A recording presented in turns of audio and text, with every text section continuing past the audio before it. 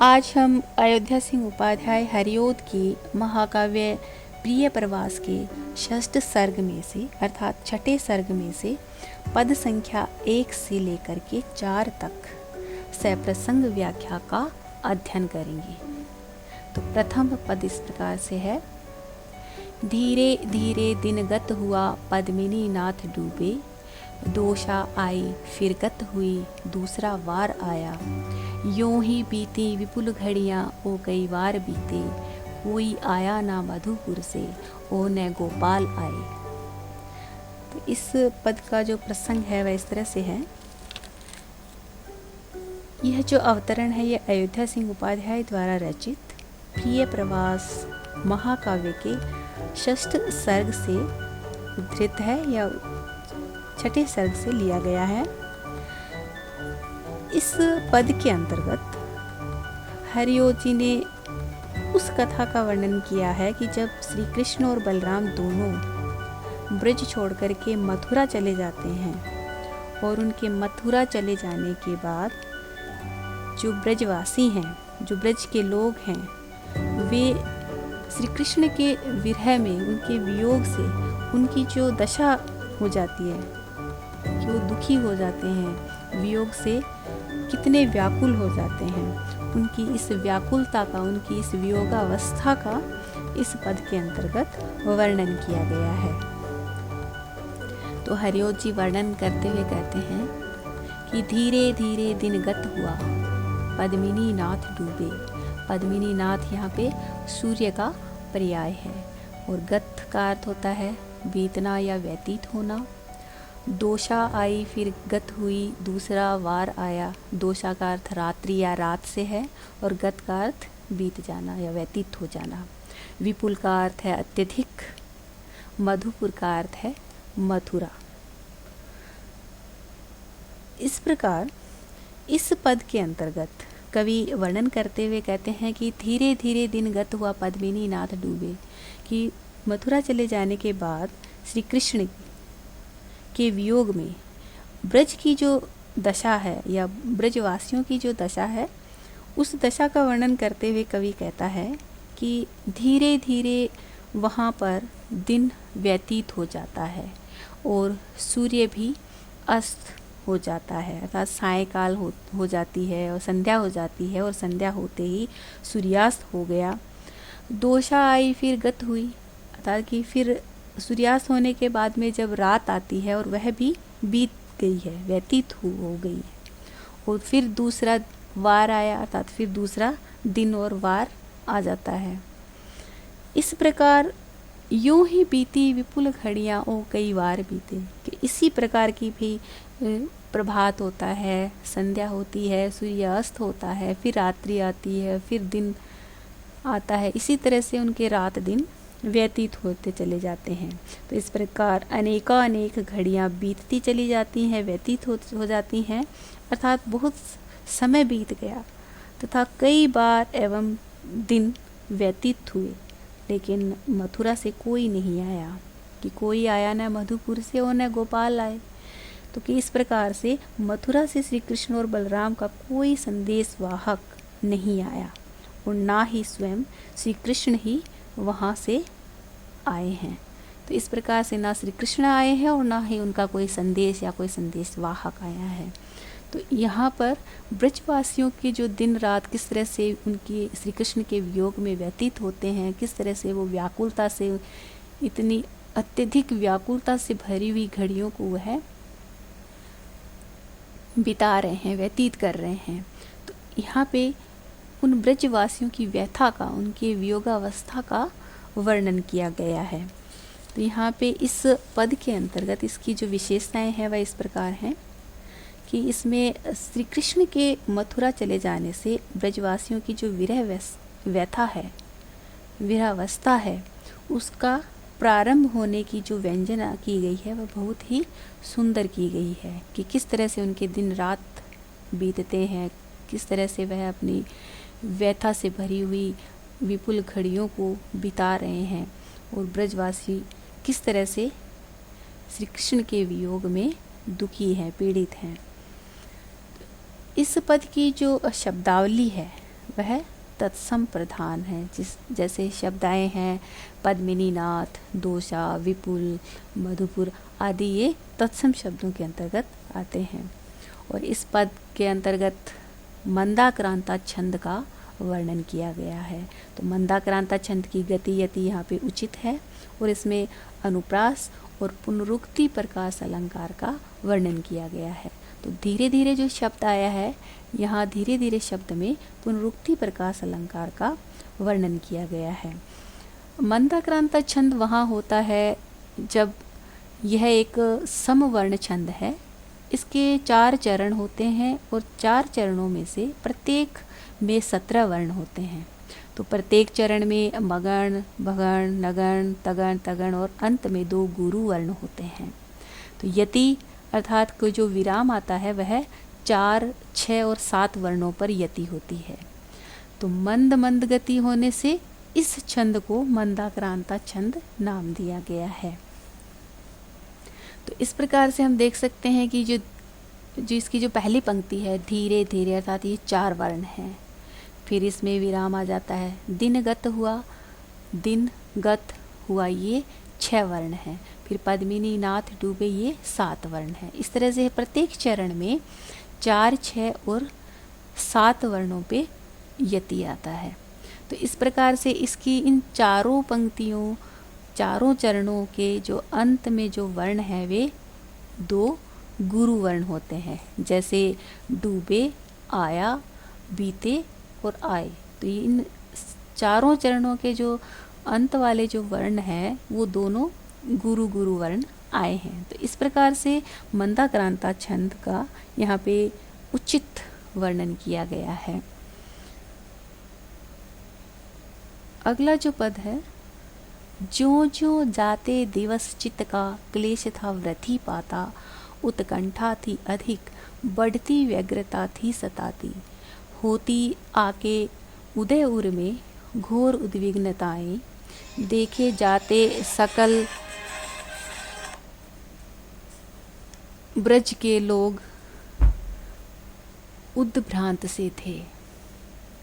इस पद के अंतर्गत भी इसका भी एक प्रसंग इस तरह से ही आएगा कि यह जो पद है, यह जो अवतरण है, यह अयोध्या सिंह उपाध्याय द्वारा रचित प्रिय प्रवास महाकाव्य के 6ठ सर्ग से लिया गया है या उससे उद्धृत किया गया है। तो इस पद के अंतर्गत श्री कृष्ण के मथुरा जाने के बाद ब्रज के जो लोगों की जो दशा हुई है, उनकी जो वियोग की अवस्था है और वो वियोग में किस तरह से वे अपने दिन रात अपनी दिनचर्या चलाते हैं, उन सभी अवस्थाओं का, मनोदशाओं का यहाँ पे वर्णन किया गया है कि किस तरह से वो व्यथाग्रस्त हैं। तो इस पद के अंतर्गत कि जो जो जाते दिवस चित्त का क्लेश था वृद्धि पाता, कि जैसे जैसे श्री कृष्ण के मथुरा चले जाने के बाद में उन ब्रजवासियों का कि कैसे दिन बीतता था, कि जैसे जैसे दिन बीतते थे चित्त का क्लेश था वृद्धि पाता, कि उनका जो चित्त अर्थात हृदय है, उनके हृदय का जो क्लेश है, दुख है, वियोग की जो पीड़ा है वह और भी बढ़ जाती थी। वृद्धि पाता अर्थात उनकी जो हृदय का जो दुख है या क्लेश है वह और भी बढ़ जाता था। उत्कंठा थी अधिक बढ़ती व्यग्रता थी सताती। तो यहाँ पे इस पद के अंतर्गत कवि वर्णन करते हुए कहते हैं इस पंक्ति में कि उन ब्रजवासियों की कि जैसे उन सभी में श्री कृष्ण के मथुरा चले जाने के कारण उनके हृदय की जो उत्कंठा है, उनकी जो व्यग्रता है वह और भी व्यग्र हो जाती थी, बढ़ जाती थी, और भी वह घनी हो जाती थी और फिर उनको और ज़्यादा सताने लग जाती थी। अर्थात उनके श्री कृष्ण के जो वियोग का जो दुख है वह और भी बढ़ जाता था और उनकी व्यग्रता अर्थात बेचैनी है वह बढ़ करके उनको और ज़्यादा सताती है।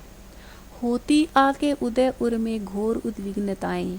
तो इस प्रकार उन सभी ब्रजवासियों में जो कि श्री कृष्ण के मथुरा चले जाने के कारण उनके हृदय की जो उत्कंठा है वह बढ़ जाती है, बेचैनी सताने लग जाती है। उस स्थिति में उनके हृदय में अनेक तरह की घोर चिंताएं, उद्विग्नताएं का अर्थ है बेचैनी या व्याकुलता या श्री कृष्ण के वियोग के प्रति उनकी जो चिंताएं हैं वह और ज़्यादा उभरने लग जाती थी, दिखाई देने लग जाती थी। अर्थात उनके हृदय में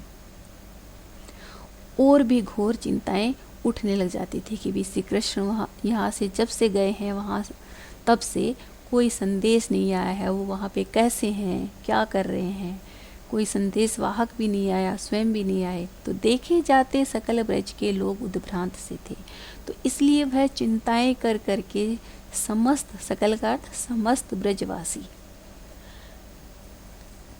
सारे ब्रजवासी हैं वह इतने दुखी हो जाते हैं, इतने उद्भ्रांत अर्थात अनमने दिखाई दे रहे थे। और उन सब की जो मनोदशा है वह अति व्यथाग्रस्त बन गई थी। सारे ब्रजवासी व्यथित दिखाई दे रहे थे। तो इस प्रकार इस पद के अंतर्गत जो शब्द आया इसमें भी पुनरुक्ति प्रकाश अलंकार का वर्णन किया गया है और अनुप्रास अलंकार भी है और स्वभावोक्ति अलंकार का भी यहाँ पे वर्णन किया गया है। तो स्वभावोक्ति अलंकार वहाँ होता है जब किसी वस्तु के स्वभाव का यथा तथ्यपूर्ण वर्णन किया जाए, तब वहाँ स्वभावोक्ति अलंकार होता है। तो इन प्रथम और द्वितीय दोनों ही पदों के अंतर्गत ब्रजवासियों का जो वर्णन किया गया है, उनके जो स्वभाव का यहाँ पे वर्णन किया गया है कि वो किस तरह से उनके दिन रात बीतते हैं, किस तरह से वो है अपना दुखी होकर के उनके मन की जो चिंताएं, उनके हृदय की जो चिंताएं हैं वो किस तरह से श्री कृष्ण के प्रति है, वो और भी दुखी होकर के, व्याकुल होकर के वह बढ़ती जा रही हैं। तो उसका मानव स्वभाव के अंतर्गत वर्णन किया गया है। तो इस तरह से इन दोनों ही पदों में स्वभावोक्ति अलंकार का सुंदर वर्णन किया गया है। अगला जो पद है, खाते पीते गमन करते बैठते और सोते, आते जाते वन अवनी में गोधनों को चराते, देते लेते सकल ब्रज की गोपिका गोपजों के, जी में होता उदय यह था क्यों नहीं शाम आए। तो इस पद के अंतर्गत यह जो अवतरण है यह अयोध्या सिंह उपाध्याय हरियोध द्वारा रचित प्रिय प्रवास महाकाव्य के छठे सर्ग से लिया गया है और इसमें श्री कृष्ण बलराम के मथुरा से न लौट आने का, अर्थात कि वो आए वहाँ जाने के बाद नहीं आए, तो इसको लेकर के जो ब्रजवासी हैं उनके मन की जो बेचैनी है, उद्विग्नता है, उस व्याकुलता का यहाँ पे वर्णन किया है और किस तरह से वह अपनी दिनचर्या, किस तरह से वो अपने दैनिक क्रियाक्रम करते हैं। उन ब्रजवासियों की जो दिनचर्या है वो यथाक्रम चलती रहती है और वह व्यथा उनकी जो है वह बढ़ती चली जाती है और उनकी जो विरहावस्था है, वियोग है श्री कृष्ण का, तो उसका यहाँ पे वर्णन किया गया है। तो कवि वर्णन करता है कि खाते पीते गमन करते बैठते और सोते, कि जो भी जितने सारे ब्रजवासी हैं, ब्रज के जो लोग हैं, उन लोगों की दिनचर्या यथाक्रम चल रही थी कि वे खाते पीते गमन अर्थात कि इधर उधर आते जाते और बैठते सोते, आते जाते वन अवनी में गोधनों को चराते, अर्थात कि इस तरह से वह आते जाते और अपनी गायों को ब्रज के वन में चराने के लिए जाते और फिर उनको वापस घर ले आते।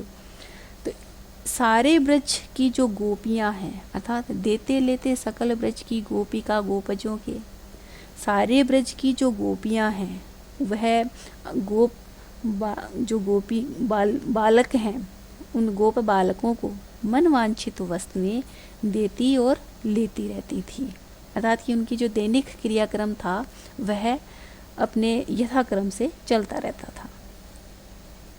परंतु समस्त दिनचर्या करने पर भी उन सभी के हृदय में यही विचार आता कि श्री कृष्ण मथुरा से क्यों नहीं लौट करके आए, कि जी में होता उदय यह था क्यों नहीं शाम आए, कि ये सारी दिनचर्या है, उनका जो दैनिक क्रियाक्रम है वह यथाक्रम चलता रहता था, लेकिन फिर भी उनके हृदय में यह विचार हमेशा उठते रहते थे कि श्याम जब से गए हैं, श्री कृष्ण जब से गए हैं ब्रज से मथुरा, तो वह वापस लौट करके क्यों नहीं आए। तो समस्त जो ब्रजवासी हैं वह इसी विचार में, इसी चिंता में, इसी व्यथा में ग्रस्त होकर के वह उनके बारे में सोचते रहते थे, विचार करते रहते थे। तो इस पद के अंतर्गत ब्रजवासियों की जो चिंता है, उनकी जो व्यग्रता है, उसका बहुत सुंदर स्वाभाविक वर्णन किया गया है, सुंदर व्यंजना हुई है और घटनाओं का सरल सहज वर्णन किया गया है। तो इसमें अनुप्रास और काव्यलिंग अलंकार का वर्णन किया गया है। अगला पद देखते हैं। दो प्राणी भी ब्रज अवनी के साथ जो बैठते थे, तो आने की न मधुवन से बात ही थे चलाते। पूछा जाता प्रतिथल मिथ व्यग्रता से यही था, दोनों प्यारे कुंवर अब भी लौट के क्यों ना आए। तो इस पद के अंतर्गत कवि अयोध्या सिंह उपाध्याय हरिओद वर्णन करते हैं कि दो प्राणी भी ब्रज अवनी अर्थात ब्रज की जो भूमि है, कि दो प्राणी भी यदि उस ब्रज भूमि में आपस में बैठ कर के इस तरह से बातचीत करते थे या बैठते थे, तो वह श्री कृष्ण के बारे में ही बातचीत करते थे। तो आने की ना मधुवन से बात ही थे चलाते। तो कि इस प्रकार कि जब से श्री कृष्ण मथुरा गए हैं, तो मथुरा से वो वापस क्यों नहीं आए, तो ये ही वह बात चलाते रहते हैं आपस में बैठ कर के। पूछा जाता प्रतिथल मिथ व्यग्रता से यही था। तो प्रतिथल अर्थात प्रत्येक स्थान पर, मिथ्या का अर्थ परस्पर, कि जब भी ब्रजवासी आपस में परस्पर जब जिस प्रत्येक स्थान पर बैठे रहते हुए मिलते, तो वह परस्पर बस यही बात करते थे कि श्री कृष्ण को लेकर अपनी चिंता प्रकट करते थे। तो प्रत्येक स्थान पर एक दूसरे से लोगों के द्वारा यही पूछा जाता था कि दोनों प्यारे कुंवर अब भी लौट के क्यों ना आए, कि हमारे जो प्यारे दो कुंवर थे श्री कृष्ण और बलराम, कि वो दोनों मथुरा से अब तक क्यों नहीं लौट करके आए। अर्थात कि वह जब भी आपस में बैठ कर के बातचीत करते थे किसी भी स्थान पर, तो उनके मन की जो व्यग्रता है, जो व्यथा है, वह प्रकट करते थे आपस में परस्पर, और उन दोनों कुंवरों अर्थात श्री कृष्ण और बलराम के बारे में चिंता व्यक्त करते और कहते कि वह क्यों नहीं आए। तो इस पद के अंतर्गत इस पद की जो विशेषताएं हैं कि ब्रजवासियों की जो चिंता है, व्यग्रता है, उसका यहाँ पे सुंदर स्वाभाविक वर्णन किया गया है और उन घटनाओं का भी सरल सहज रूप से वर्णन किया है। और इसमें अनुप्रास अलंकार का वर्णन है और काव्यलिंग अलंकार है और मंदाक्रांता छंद की भी यति गति उचित है। तो मंदाक्रांता छंद के बारे में तो मैंने बताया था, लेकिन काव्यलिंग अलंकार वहाँ होता है जहाँ पर किसी कथन का समर्थन करने के लिए एक वाक्यार्थ या पदार्थ में उसका कारण भी प्रस्तुत किया जाए। अर्थात कि जब किसी कथन का समर्थन करने के लिए एक वाक्यार्थ या पदार्थ में उसका कारण भी प्रस्तुत किया जाए, वहाँ पर काव्यलिंग अलंकार होता है। तो इस पद के अंतर्गत, इस छंद के अंतर्गत कि श्री कृष्ण मथुरा चले जाते हैं और वो क्यों नहीं आते हैं लौट करके वापस, तो इसमें उस वाक्यार्थ का कारण भी प्रस्तुत किया हुआ है कि उन जो ब्रजवासी हैं वो किस तरह से क्यों श्री कृष्ण के बारे में चिंताएं व्यक्त कर रहे हैं, आपस में किस तरह से बातचीत कर रहे हैं। तो यहाँ पे काव्यलिंग अलंकार का सुंदर वर्णन किया गया है।